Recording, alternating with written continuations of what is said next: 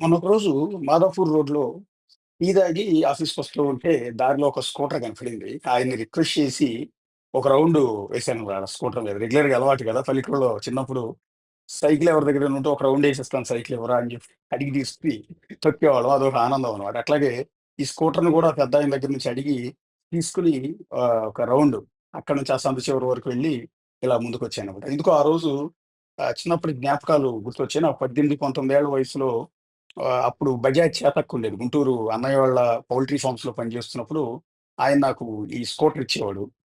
దీన్ని వాడుకునేవాడిని. దీంతో పాటు విస్పా గూడా ఉండేది. విస్పా ఎన్‌వి అని ఆ మోడల్ గూడా వాడేవాడిని. సో, ఆ జ్ఞాపకాలన్నీ గూడా గుర్తొచ్చాయి. ఆ డ్రైవింగ్ గూడా గుర్తొచ్చింది. 20 ఏళ్ళు పైనయిపోయినా కూడా ఆ డ్రైవింగ్ చేయటం పెద్ద కష్టం అనిపించలే. ఇదేంటంటే స్కూటర్‌లో ఉండే బ్యూటీ చేతి దగ్గర గేర్లుంటాయనమాట. సో, ఇక ఆ స్కూటర్ చూసినప్పటి నుంచి ఇక మనసు దాని మీదే లాగుతుంది. ఎట్టి పరిస్థితిలో ఏదో ఒక స్కూటర్ సంపాదించాల్సిందేనని విపరీతంగా ప్రయత్నాలు చేశాను. లక్కీగా మేముండే అపార్ట్‌మెంట్‌లోనే రావు గారని ఓ రిటైర్డ్ పెద్దాయన ఆయన్ని స్కూటరు చాలా కాలం నుంచి పక్కన పెట్టుంది. ఆయన్నడిగాననమాట. "సార్ మీ స్కూటర్ వాడుకోవచ్చా" అని.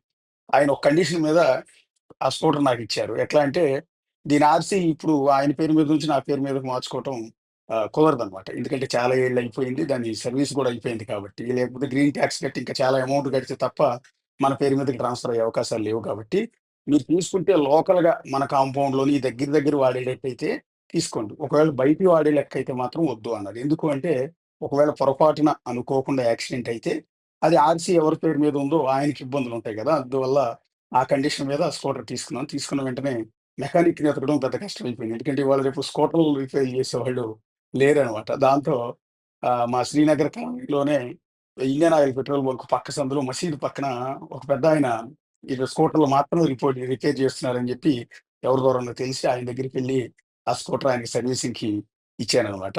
ఇస్తే దాదాపు 2 రోజుల పాటు ఆయన మొత్తం సర్వీస్ చేసేసి చాలా నీట్‌గా అంటే ఈ స్కూటర్ దాదాపు 4, 5 ఏళ్ల నుంచి రన్నింగ్‌లో లేదు. కరోనా ముందు నుంచి ఇది రన్నింగ్‌లో లేదనమాట. అందువల్ల ఇందులో కొన్ని స్పేర్ పార్ట్స్ గూడా మార్చాల్సి వచ్చింది. టైర్‌లకు గాలి పెట్టాడు. లోపల పెట్రోల్ కాక్ అంటారు. అది మార్చాడు.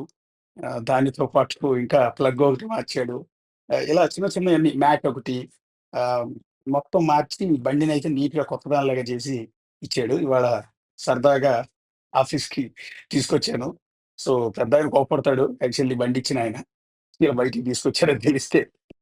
సో, అదనమాట. దానికి హెల్మెట్ పెట్టుకోవాలి గదా! మరి. నా bullet helmet, royal Enfield helmet పెట్టుకొని ఈ స్కూటర్ ఏసుకొని వస్తుంటే అందరూ కొద్దిగా వింతగా చూస్తా ఉన్నారు. ఎందుకంటే చాలా కాలం క్రితం స్కూటర్ ఇది. 1996 నాటి మోడల్. ఈ మధ్య కాలంలో స్కూటర్‌లు పెద్దగా కనపడవు. ఈ ఓల్డ్ సిటీలో అక్కడక్కడ 1, 2 స్కూటర్‌లు మాత్రమే కనపడతాయి తప్ప మిగిలిన చోట్ల స్కూటర్‌లు ఎవరు వాడకం మానేశారు. ఆ బజాజ్ కంపెనీ వాళ్ళు కూడా ఈ చేతక్‌ని రిలీజ్ చేయటం మానేశారు. ఎందుకో మరి తెలీదు. అంటే దీన్ని చూసే ఆ తర్వాత యాక్టివా లాంటివి ఇవన్నీ వచ్చాయి.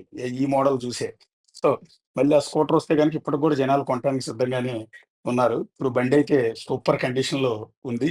దాన్ని వాడుతున్నాను. అంటే నాకు అవసరం లేదు నిజానికి. రోజు ఆఫీస్‌కి కార్‌లో వస్తాను. లేదా బుల్లెట్ ఉంటుంది. ఇది సండే సరదాగా పిల్లల్ని ఎక్కించుకొని, ఈ స్కూటర్ మీద ఆ పాత జ్ఞాపకాలేదో ఇది చేసుకుంటూ అదొక సరదా అనమాట. ఈ చిన్న చిన్న అంశాలే పెద్ద పెద్ద సంతోషాలనిస్తాయి. నేను అనుకున్నది చేసేసాను. ఇప్పుడు నా చేతిలో స్కూటర్ ఉంది. స్కూటర్ నడుపుతుంటే వచ్చే ఆనందం కొన్ని కోట్ల రూపాయలతో గూడా వెలకట్టలేని ఇదనమాట ఆ సంతోషం అనేది. అంత హ్యాపీగా ఉంది ఇవాళ ఆ స్కూటర్ నడుపుతూ ఉండగానే.